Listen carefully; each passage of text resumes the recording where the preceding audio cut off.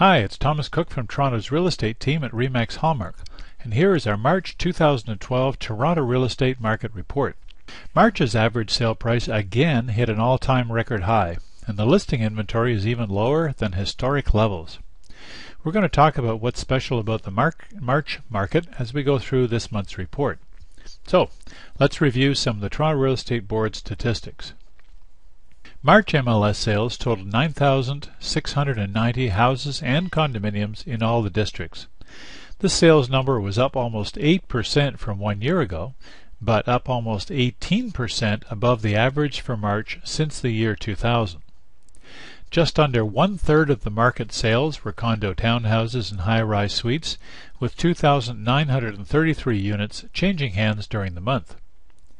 The March average sale price came in at $504,117, up 10.5% from 1 year ago. East of Yonge and south of Bloor in the CO8 downtown Treb district, the condo sales price average dropped to $397,870, while west of Yonge in CO1, the average was down $10,000 to $417,000. I'll give you more condo market details in just a few minutes. As you can see from the Toronto Real Estate Board monthly sales graph, March sales are up almost 8% from a year ago, but below the high sales attained in March 2010. If you discount 2009, when we were just coming out of the world economic cataclysm, the sales numbers are about 1,400 units above the average over the past 11 years. So far, we're just following the typical spring market trend of peaking sales in March, April, and May. Here's where the problem lies when it comes to increasing prices: low inventory. There are two measures for tracking the Toronto Real Estate Board's listing inventory. One is new listings, as shown here. This is the 9th straight month that we've had an increase over the previous year's new listings. However, the other measure is total listing inventory, and that has not fared well at all. March was only the third month out of the last 15 where the numbers were up over the year previous. And it was pretty marginal, only a 1.8% increase. To give you some benchmark, the average number of total listings for March over the past 12 years has been just over 20,000, and we had just under 17,000 homes on the market during the month. We definitely need more product to sell, or average prices will remain high. The March average sale price of over $504,117 was again the highest average sale price for any month ever on the Toronto Real Estate Board. Compared to last year, prices were up 10.5%. The average price increased only a marginal 0.32% compared to February, perhaps signaling that we've reached a resistance point for buyers. The sales to listings, or percent chance of selling ratio, is how we determine what type of market we're actually in. 24 to 28% is a neutral market, below 24% is a buyer's market, and above 28% is a seller's market. In March, that ratio rose 10% to 57.3%, a very busy seller's market and the highest we've ever seen on the board. Mortgage rates have continued to be very affordable, and a 5-year fixed-term mortgage can now be had for around the 3.3 to 3.5% mark. Banks seem to be cutting back, however, on qualifying self-employed people particularly, as they're seen to be a higher risk than salaried staff. That's a good thing, actually, because the last thing we need in our local market is more stimulus to buyers. We need some seller stimulus. With the listing inventory continuing to remain low, down 20% from historic numbers, and lots of buyer interest, it looks like we're in for another year of close to double-digit average price appreciation.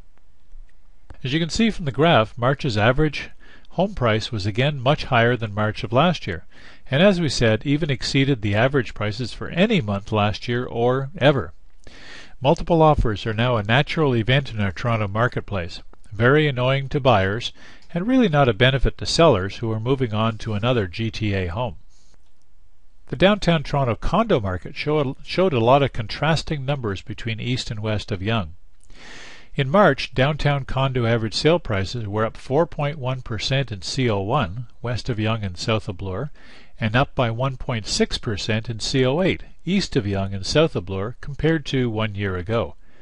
These lower numbers could be partially explained by a 7.3% increase to almost 1,000 condo suites in inventory in CO1 from March 2011, while listings in CO8 were just up 2.5% to 287 apartments.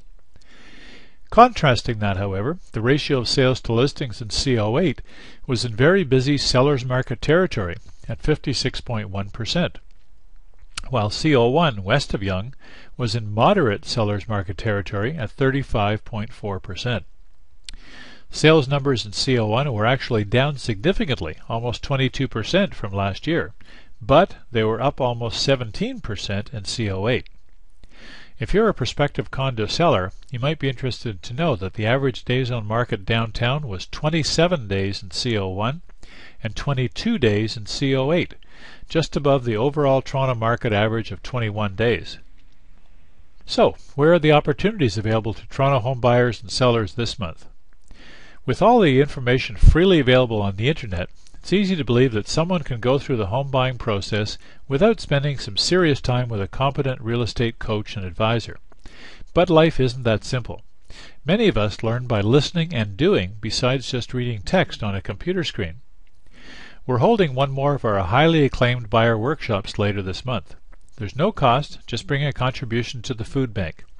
You'll leave with a terrific 50-page buyer's guidebook and some terrific information about hidden buying costs, an insider's guide to avoiding or winning multiple offers, and insight into the complete home buying process. Check out what happens at the class at homebuyerworkshop.com. That's homebuyerworkshop.com. A terrific opportunity for buyers to take a look at what's available in interesting neighborhoods is to join one of our market experience tours. They go out daily and are customized to specific areas of the city and price ranges. Go to dailytorontohometours.com, that's dailytorontohometours.com, and put in the ideal day and time for the tour you'd like to join.